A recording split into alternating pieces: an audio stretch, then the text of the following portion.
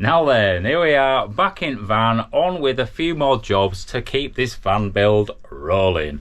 I need to get this as finished as soon as possible so I can actually get the whole vehicle rolling into some far off places so I can continue making some pretty damn awesome wild camping videos in some bigger mountains. That's the plan. So this morning I have fit a secondary layer of this foam back foil around this window, and I've also fit 2 layers of it around this window, which is new. I fit this yesterday and there will be a full installation video showing every single step it took to get that in place, so stay tuned for that. I've also been messing about with this. I have got this beautiful machinist lamp here which is fully adjustable, and that for me is going to be perfect in this van. The problem is I need some sort of hinge here because I need to mount it in a particular way, so I'm going to have to make that. And this is where this spiky thing comes in. So out of this piece of 4x4 steel I have cut 2 bits of metal.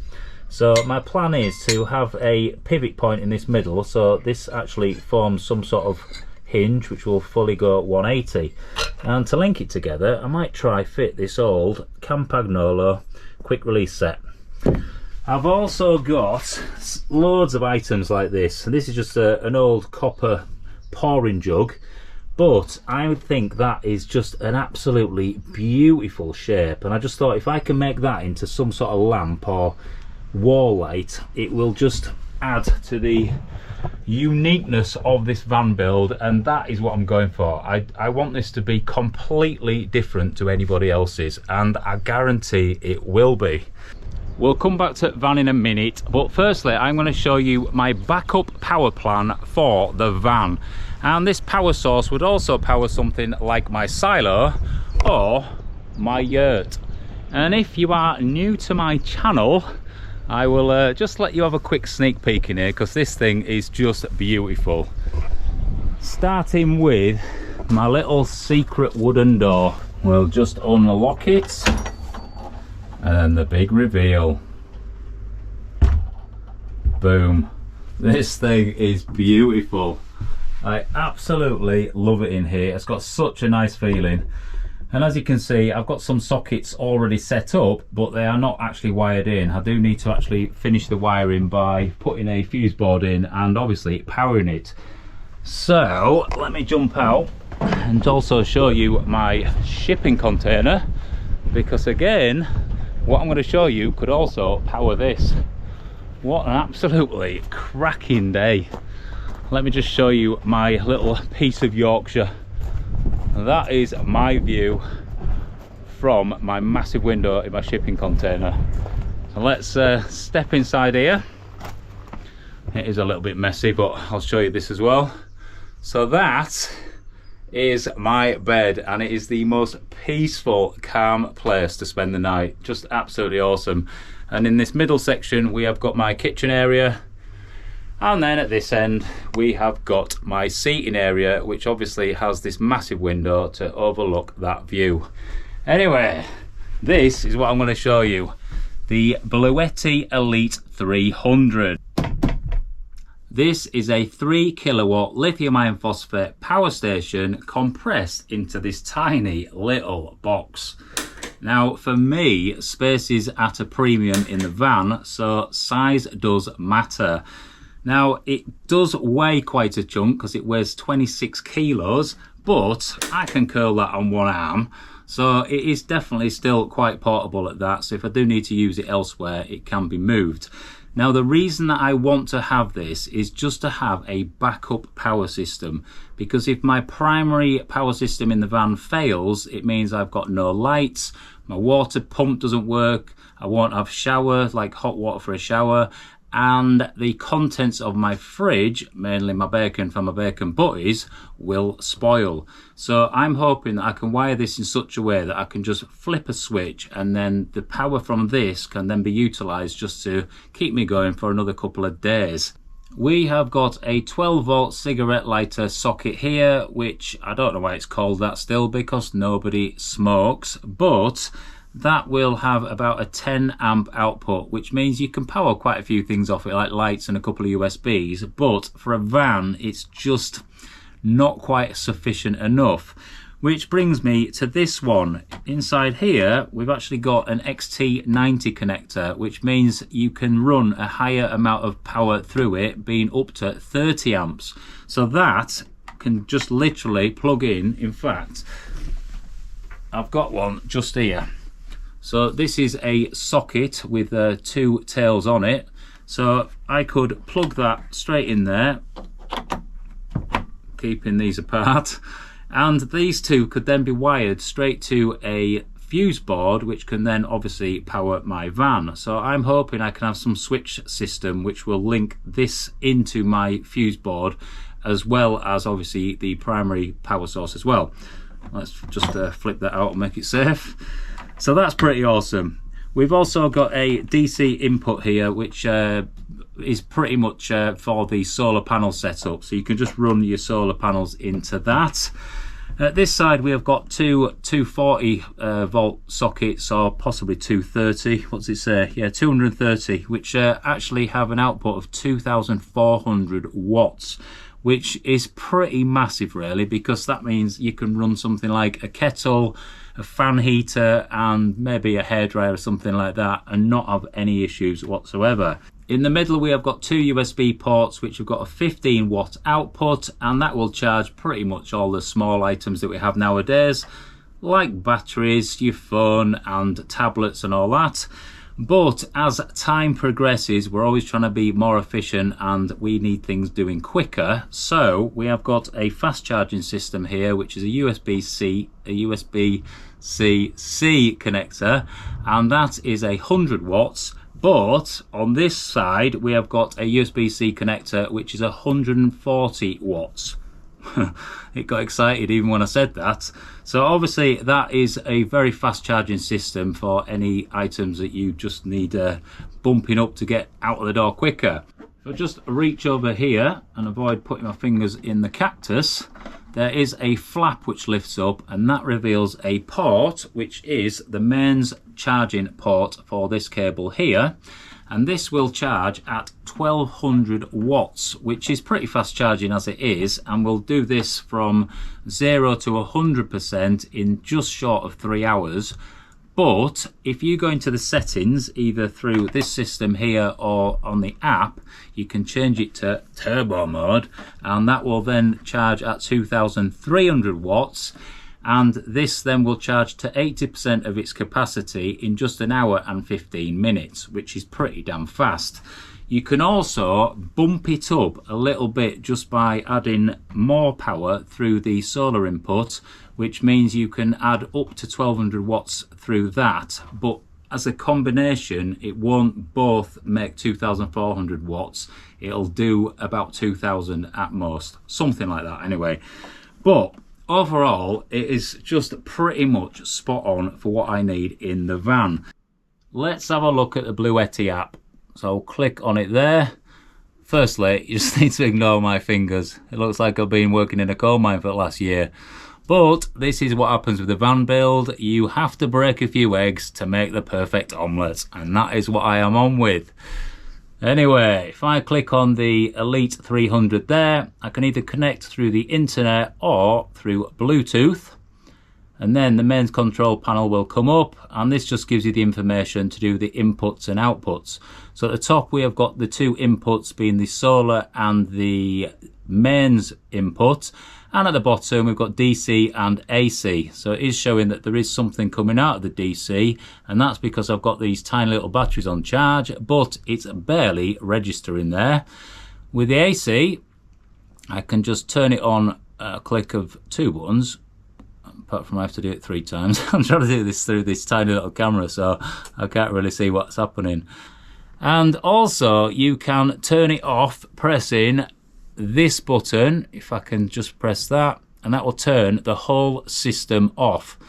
Now that is awesome, having this control, because for one, I know what power's coming in and what's going out, but also if this is situated under my bench in my van, it means I've got that control over it. Rather than having to dig and get to it to then mess about with anything here, I just can press a button. ASA, I have got a 3 kilowatt power backup for my van.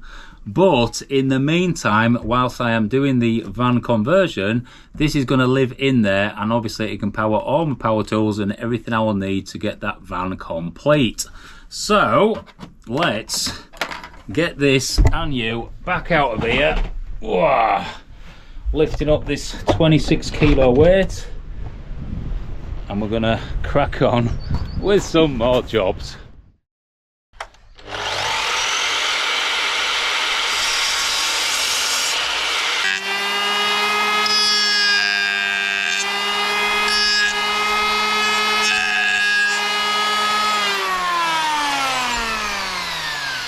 I'm doing some seriously awkward whittling with the lovely machine which took half my finger off once, but I'll show you exactly where I am positioning this.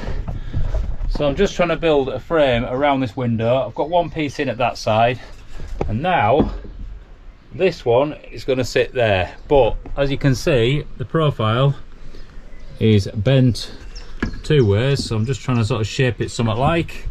And then once I've got it in position there and I'm happy with it, with exactly a 15mm gap between the window reveal there and this point, then I'm going to have to shape the front like I've done on this one, which I've actually formed a curve there, which is the same curve on the metalwork. Pretty damn tricky, but with a bit of patience and mental resilience, which I guess is patience, I am slowly getting there. This piece of wood here has taken forever just to get these perfect curves, and because of that it's probably worth about 50 quid now, but that is going to fit there, and I've got the absolute perfect 15mm gap just for fitting my window reveal. I just need to now shape a little bit out of this edge here just to follow the contour of the van, and then once I've done that we are gluing and screwing, and then once I've got that in place I can actually attach between the two there, so I can then set a piece which will be exactly 15mm underneath it and over the top as well. Boom shaka laka.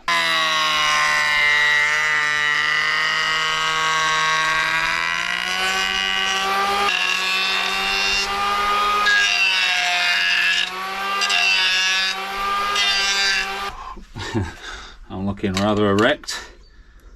I'm going to squidge on a bit of this stuff just to help pack it and bind it to the metalwork. Do that on both ends.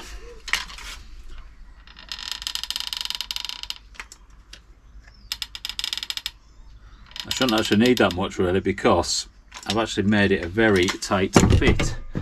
And I've got a couple of these which are just some self-tapping screws, so I'm just gonna hopefully get this right first time.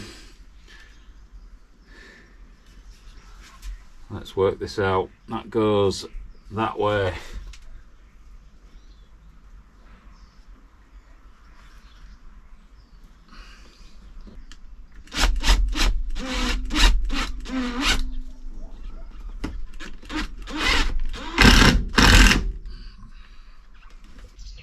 Annoyingly, as the screw's gone in, it's just drifted about 3mm, so the top is just proud now. The bottom's perfect, but obviously if I'm boarding this it needs to look cock on. So I am going to now get my electric planer and delicately just take a little bit off this face just to make sure that we are absolutely perfectly in line. Just like that.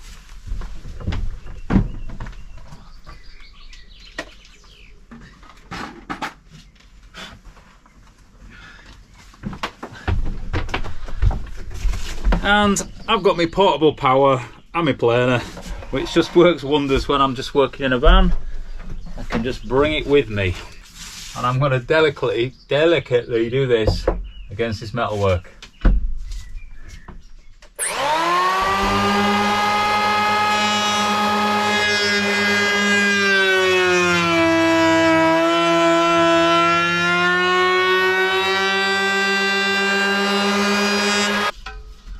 let's get the straight edge out and have a test.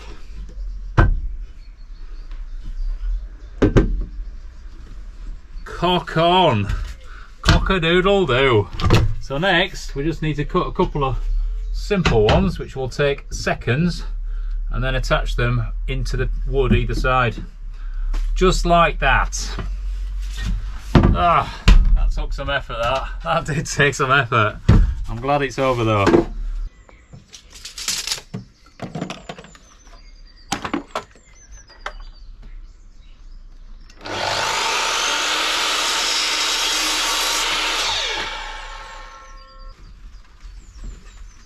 Right, that's where it's going to live, and that to me is perfect. Got a little gap at the back here, so what I'm going to do is just add a little bit more insulation just to make sure that I am filling all voids possible. It has started to rain and I have still got things out here, chop saw and my Bluetti. So let's get this inside.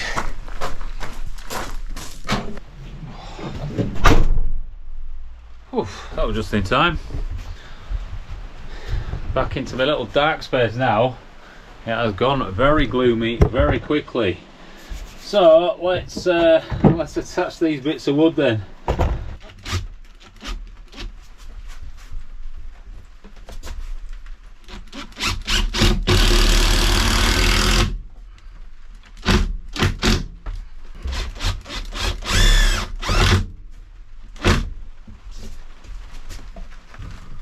Check that measurement. 15mm, bang on.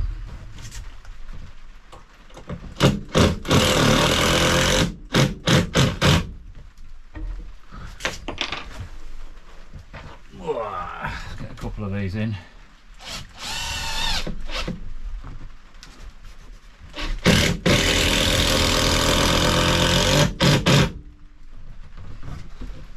Yep, solid.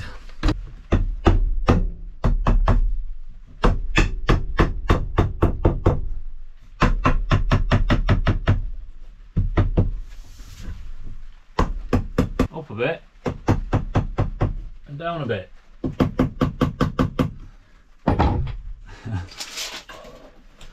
Worth taking the time just to get things as spot on as possible at this stage, and I've found that over the years being very important. Make sure everything's done square, perfectly done, and then when you come to fit the next layer and whatever it is, it just sails in, and that is what it's all about.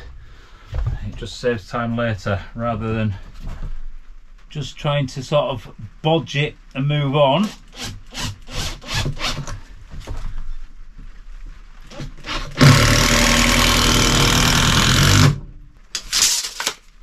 We have it.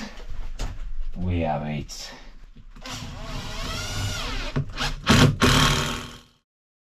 This one was a bit easier just because I only had one angle at the top to sort out and one angle at the bottom, but both were different, so I couldn't use one as a template for the other.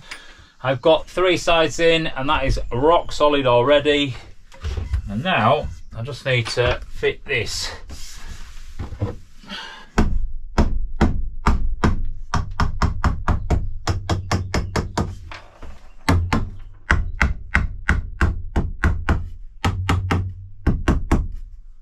As you can see, it's pretty tight already, but we like it tight.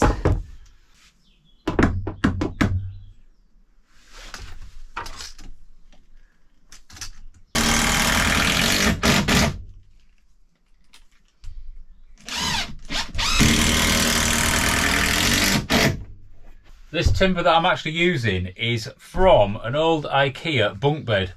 So somebody just was chucking it out and I said, oh, leave it with me, I'll sort it out. I might use it in the future. And here we go. Bit of a recycling into the van.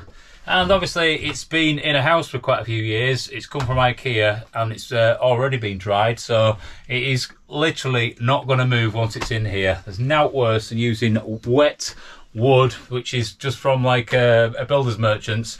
you build everything you want and then it just shrinks. So hopefully this has done its shrinking and I won't be messing about with anything in the future. Hopefully.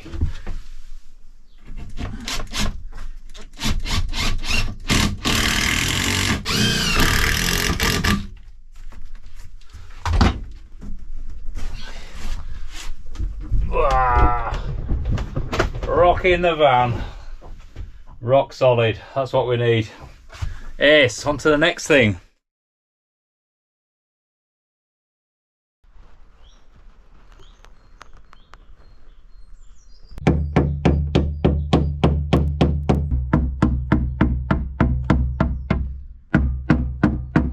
I've been giving her a good hammering just on the wheel arches because there were quite a few dents. So now they are looking dent free-ish, but there are a lot of scrapes and scratches there, so this is going to have to get fully cleaned off and painted just to prevent any rust occurring in the future. And also I will sound deaden and put some insulation around them as well. The rest of the van luckily is covered up and has been covered up since it was new with all these boards, so it's pretty much immaculate everywhere. I've taken this one board off here just because I fit the window, and as you can see, absolutely brand new looking.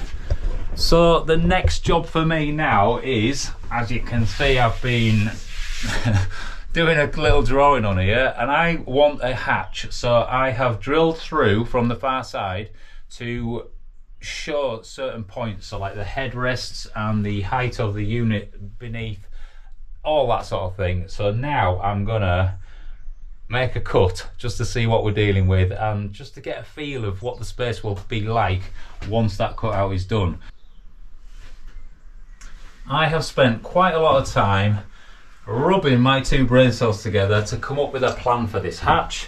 Now it has got several purposes. The first one is that I want to be able to climb from the driver's seat into the back, because if it's absolutely persisting it down outside, I don't want to be getting out, running all the way around and then getting back in here wet. Secondly, I want to do the opposite to that, and that is climb from here into the driver's seat, just in case the van is being attacked in somewhere, and then I can quickly get over there and pee off. Thirdly, I would like to increase the visuals for the driver, because currently when you're sat in that seat and you're looking over your left shoulder to turn onto a road at a junction, you can't see jack shite. So I found myself undoing my seatbelt a couple of times and sort of standing up just to be able to see down the acute angle on my left hand side. So because I've got this window and then this open, that will eradicate that. And then finally, the seating system that I've designed, I'm going to have like an L bench here, so if I'm sat here it gives me two places to look out of, and if I'm sat here I've got two places to look out of, so it just means that the experience of being in here will feel quite open. So what I've done is I have drawn a line here which is my datum line, and that is the top of my cushions. So I have measured off the floor, assuming this floor is fairly flat, and then using a big square and a straight edge, I have drawn on where I want to do the cutout. Now, luckily, this piece of wood here is just well, it's battered for one, so I'm going to replace it. So I'm going to use it as a template, because if you look down here, this detail is absolutely perfect. It's just up against that trim, so if I can maintain that detail it will look great.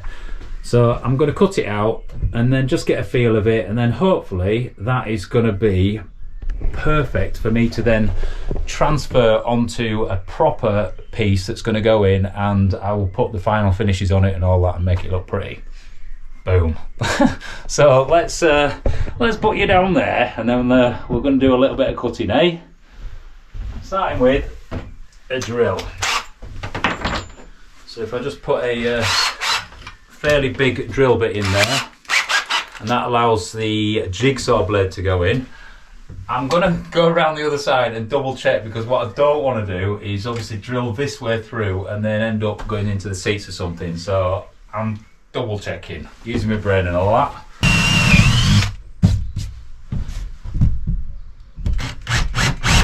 have to be a little bit careful with this bottom one because behind here we have got the chair, so I'm just going to gently put it through.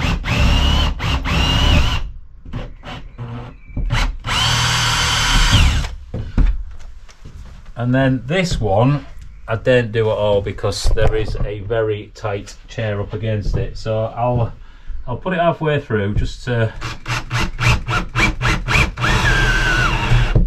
Whoa, I went right through then. Scary.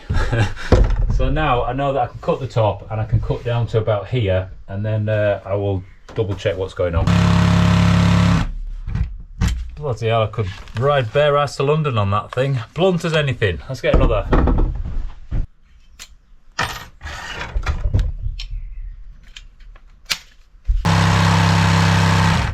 Wow, that is better. Brand new blade.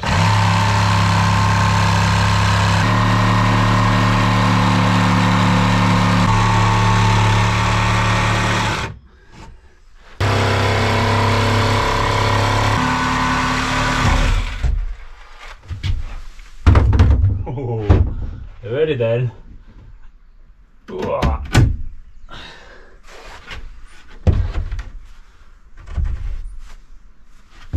That is brilliant. Straight away. Just space. Whew. Awesome. So I just need to cut that little last section out, which, yeah, it's a bit tight really. I might put something behind it just to protect it. Wow, look at this, what a difference. So as the driver, I have now got clear visuals to my left hand side, so that is just going to make it so much safer. And the next thing is, can I climb from here through this hole into the back? Oh, another test actually. I need to put that chair up because potentially that will be in that position. So again, still got the clear visuals, that doesn't make a difference for that. And that can drop down, and then I can climb into it back. I've got two handholds to press on, which are the shoulders of the chairs, and I should have a bench to step on, so it should make it a little bit easier. Oh. That was like watching a gazelle that's been trained for the Olympics for gymnastics, eh? But that is just awesome, absolutely awesome. Well happy with that.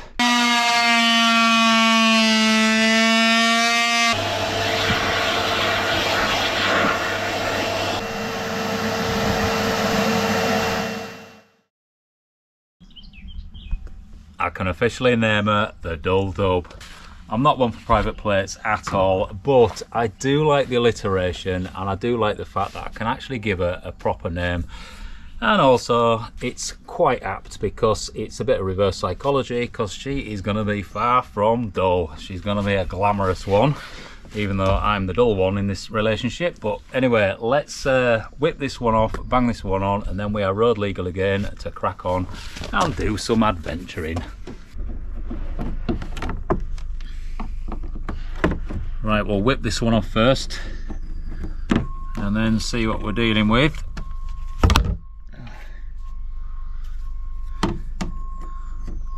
Look at that, beautiful, isn't it? So before I had it stuck on, and I'm going to leave these stickers on even though they're not sticky anymore. It's just sort of the torn off sections from the last van, and that's just going to be a bit of a buffer to stop it sort of rubbing and scratching. But I do need to put two holes in, which I can use this as the template for, and hopefully they line up colour wise, which they do. We've got a black hole for a black screw and a yellow hole for a yellow screw. Bang on, eh? So let's drill some holes, eh? Line her up to perfection. Make sure she's absolutely cock on. There we go. And we'll drill these holes.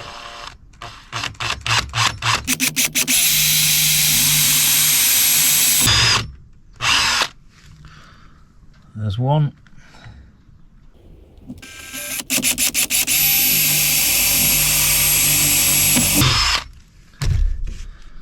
There is the second. Give her a quick wipe, make sure she's clean. And then we can see how she fares.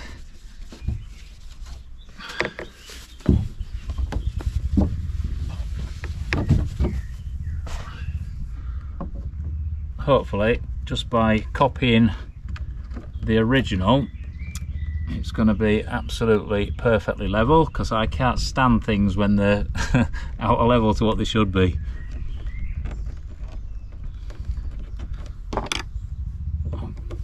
Tighten that one up first. Oh well, looks like a perfect fit.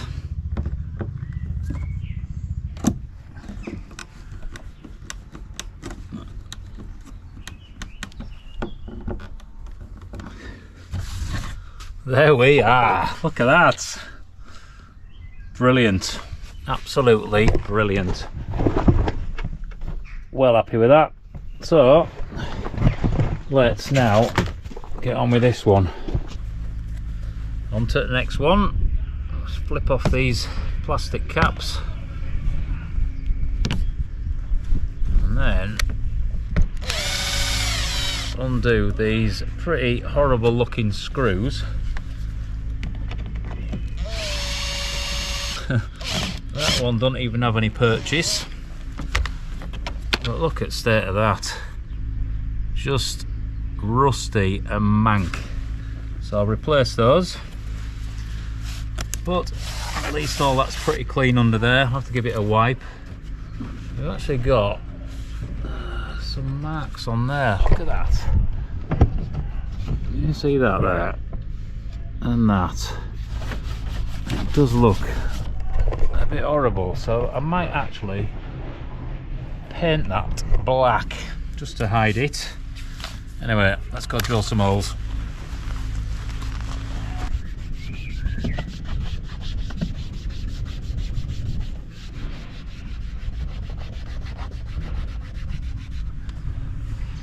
Pretty mank-like.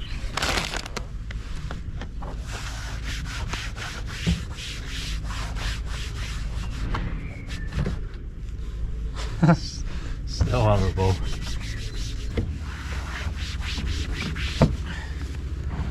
Right, I've got some new screws and caps to go on.